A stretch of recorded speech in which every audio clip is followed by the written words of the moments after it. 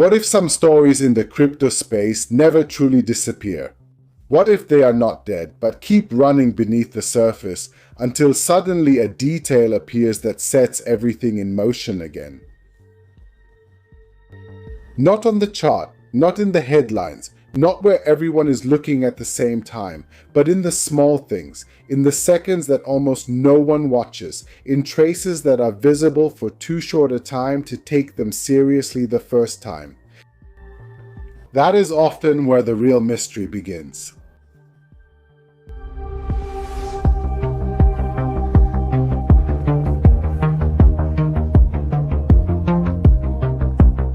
Hello and welcome to Crypto Exclusive. I'm Ruben Alex, and this is my new format. pDAI Mystery, Beyond Belief, Fact or Fiction.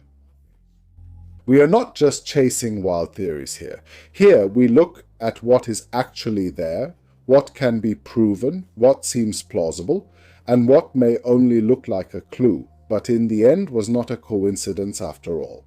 And today's story really has everything a strong crypto mystery. A strange explorer moment, an address that should not really be there, a peculiar proxy clue, the name Bell, and old statements that suddenly make it seem as if the idea behind eDAI and pDAI may have a much longer backstory. That is exactly where the most exciting point lies. Not just the question of whether pDAI was misunderstood, but whether the idea of a later peg was never as unrealistic as many made it out to be. Not as proof, not as a promise, but perhaps as a real clue. So the question is not just, what is pDAI?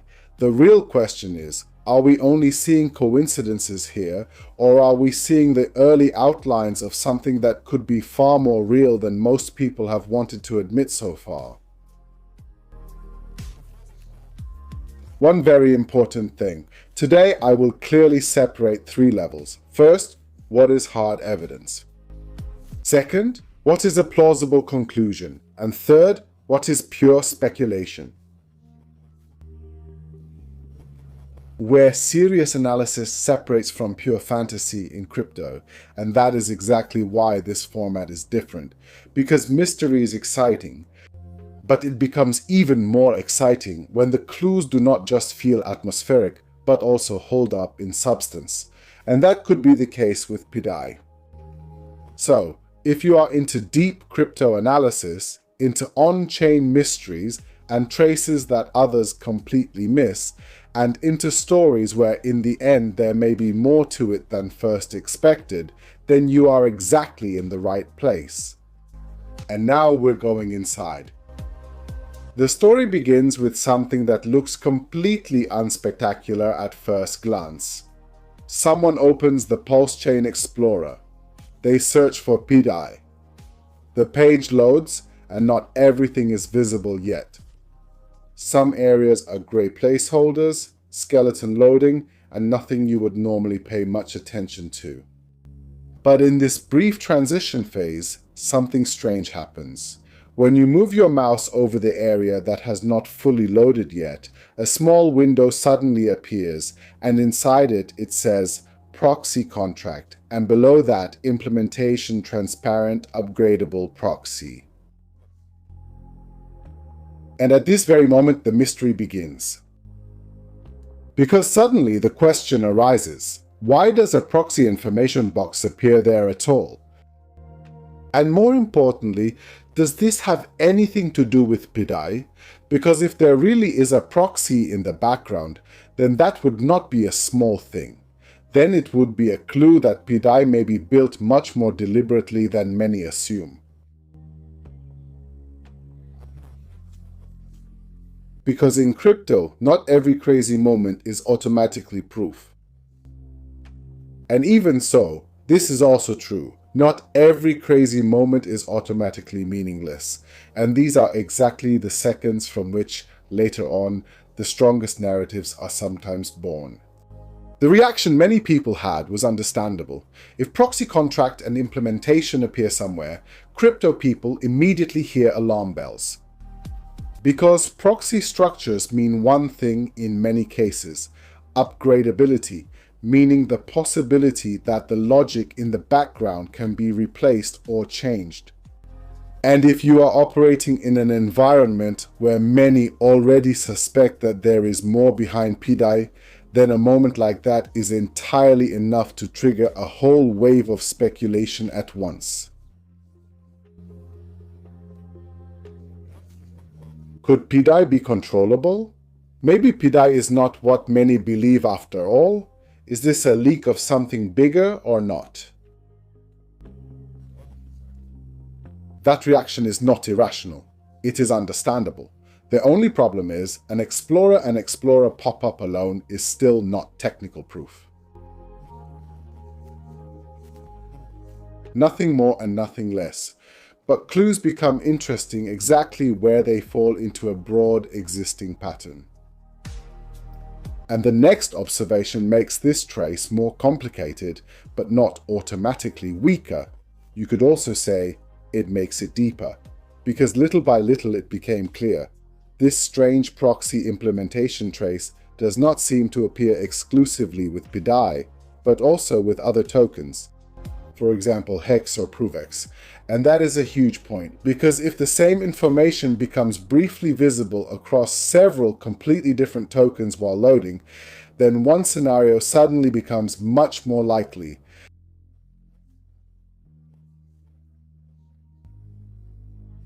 That the explorer is showing a hidden pDAI secret here, but that we are dealing with a UI artifact, a rendering error, or an incorrectly loaded placeholder dataset.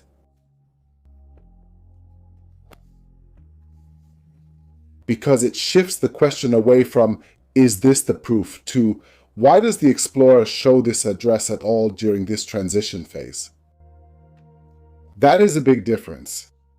But this is exactly where I would emphasize one thing. Even if the explorer itself turns out to show only an artifact in the end, that still does not mean the entire trace is worthless. Sometimes a faulty window is exactly the thing that opens your eyes to something nobody took seriously before. Then the explorer is not the proof, but merely the trigger that gets people digging deeper in the first place. And exactly at this point, one specific address suddenly became the center of attention. The striking address that keeps appearing in this context immediately sparks discussion. Was ist das für eine Adresse? Why does it appear there? And what does it have to do with pDAI? And the deeper you look, the stranger it gets. Because elsewhere, this address is not treated like a smart contract, but as an EOA, meaning a normal external wallet address. And that is critical, because if this address really is an EOA, then it would not be a real proxy contract at all. And the most spectacular part of the theory would immediately lose substantial weight, because an EOA has no independent smart contract logic. It is not a classic implementation, and it is not a clean upgrade mechanism. That does not mean, of course, that it must be meaningless. And this is where it gets interesting, because the transaction that points to this EOA does not come from some random throwaway wallet, quite the opposite. The wallet in question, the 0xD84D, later shows a very high nonce, interacts repeatedly with affection, and calls several different methods in the process. And in the trace, it keeps landing at LibAtropaMath version 1.1. And that is a huge difference, because that makes the Bell transaction suddenly no longer look like a dumb coincidence, no longer like an accidental copy-paste moment, and no longer like a random joke either, but rather like something coming from a wallet that operates actively, deliberately, and structurally in an Atropa affection-adjacent environment. That is exactly why the question becomes more interesting from here on out. And not just, what is this EOA?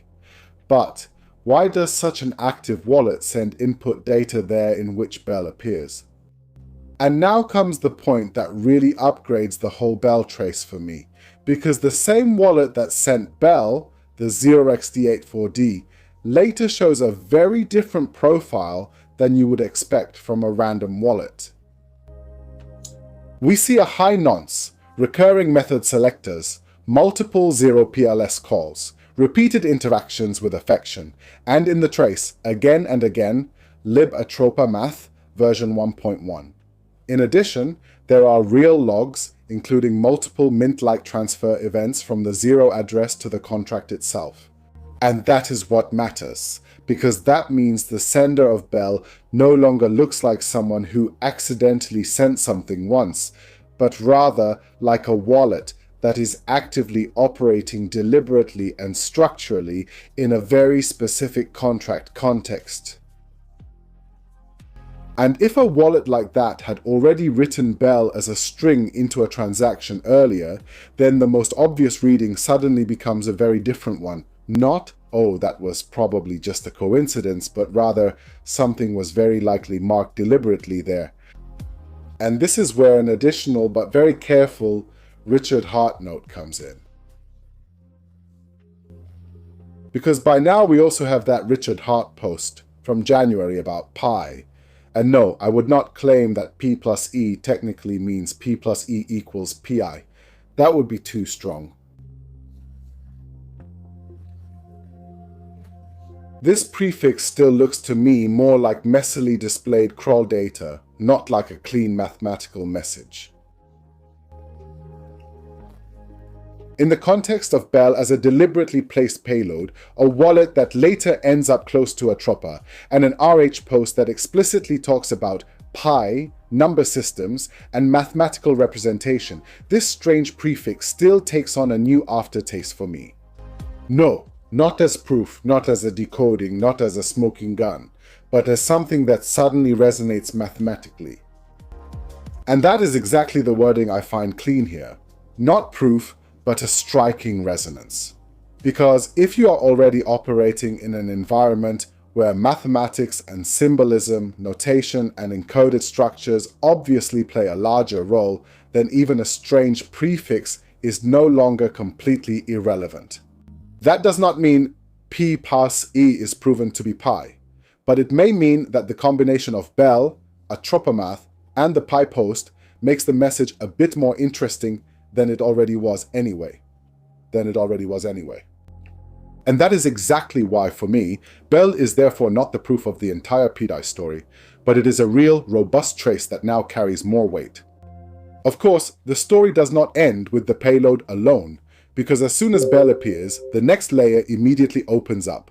Bell, Annabelle, Belladonna, Atropa, Belladonna. And if you have spent time around Maria, Snowmia, Atropa, and the associated discussion spaces, then you know that wordplay, symbolism, and ambiguous references are nothing unusual there. But this is where you have to be extremely careful, because this is exactly where it gets dangerous. Not technically, but interpretively. The mistake would be to turn every word into a revelation right away. But by now, the opposite mistake would be just as problematic, dismissing Bell as meaningless noise, because by now the overall structure fits that reading less and less well. We have Bell. Bell as a likely deliberately placed payload string, a sender wallet that does not look accidental, and an environment in which Bell, Bella, Belladonna already exists as a deeper motif. That still does not prove a direct technical connection, but it makes the narrative trace much more serious. And sometimes, in crypto, that is exactly where something begins that later becomes much bigger than it looks at first. Conceptual clue of all, an older screenshot that essentially says E-hacks/P-hacks needs to be first one-to-one stable pair on the chain, and then long before pDAI pDAI. Not as final proof, not as a guaranteed peg, not as an immediate technical revelation, but as a conceptual pointer. Because if that idea really is older than the public pDAI narrative, then it noticeably changes the way pDAI looks. Then pDAI no longer feels only like a random fork, not just like a meme, not just like a coin onto which hope was somehow projected later,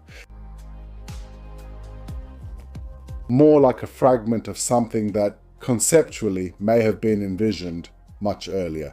And that is exactly where the story, in my view, becomes not only more mysterious, but more bullish as well. Because if the idea of a one-to-one stable IP pair is actually older in this environment, then the later peg thesis is no longer just wishful thinking pulled from thin air, not proven, not guaranteed, but much harder to laugh off too quickly. Let us sort everything up to this point very soberly. What is hard evidence is this. While loading in the Explorer, a proxy implementation display briefly appears. This display seems to be visible not only with pDAI, but also with other tokens. It's not the same as the wallet that sent the Bell transaction. There is a successful transaction to this EOA with 0 value, 0 event logs, and input data in which Bell is readable in UTF-8. The structure of the input data strongly suggests that Bell was deliberately set as a string. The sender wallet later shows a high nonce, several recurring method selectors, 0 PLS calls, interactions with affection, and internal calls to LibAtropaMath version 1.1. And in addition, there are chat and IRC screenshots with Bell, Annabelle, or Belladonna references. And there is the screenshot with the clue about a one-to-one stable peg, and long before pDAI and pDAI. Those are the points that can be stated cleanly. No more, but no less either. So from my point of view, what is plausible is this: that Bell is not just some random word, but very likely was intentionally written as a string into the input data. That the sender wallet of Bell does not look like a random wallet, but like an active, structured, protocol-adjacent wallet that later interacts deeply with affection and LibAtropaMath. That also makes Bell a much more robust trace, and above all, that the idea behind a one-to-one stable Ethereum pulse pair is older than the public perception of pDAI. Yes, and exactly from that, there is one more plausible point for me, that the peg thesis should not only not be dismissed too quickly, but that today it carries noticeably more conceptual weight than critics like to claim. Not as certainty, not as a price target, not as a promise, but as a possibility worth taking seriously. That pDAI is based on a concept that from the very beginning was conceived more strongly in the direction of stability than many assume today. Yes, and speculation is all anything beyond that is right now, for example, that the Explorer glitch proves that pDAI is upgradable, that the pop-up address is automatically the key to pDAI, that Bell automatically proves Maria, Snowmia, Atropa, and pDAI technically, that the Bell transaction already directly proves the peg, or that we have already deciphered the full hidden plan. We are nowhere near that yet, and that is exactly why this format matters, because in a space where every speculation is immediately sold as truth, we need formats that say, look closely, look deeper, but do not claim anything you cannot support yet, because sometimes the truth lies right in between, not proven yet. That was the first episode of pDAI Mystery. Fact or fiction, exclusively here on Crypto Exclusive. If you like this format, be sure to leave a like, subscribe to the channel, and let me know in the comments which part I should break down next. Should I go deeper into Maria, Snowmia, and the symbolism, or into the question of whether pDAI may already have shown traces before the official launch moment, or maybe you have a clue of your own that I should follow, or maybe write what you can prove, because that is where it really gets exciting. Yes, hello, I'm Ruben Alex, and I will see you in the next episode. Quick reminder, in closing, this is not financial advice. Always do your own homework. Take care and keep it exclusive. Until next time.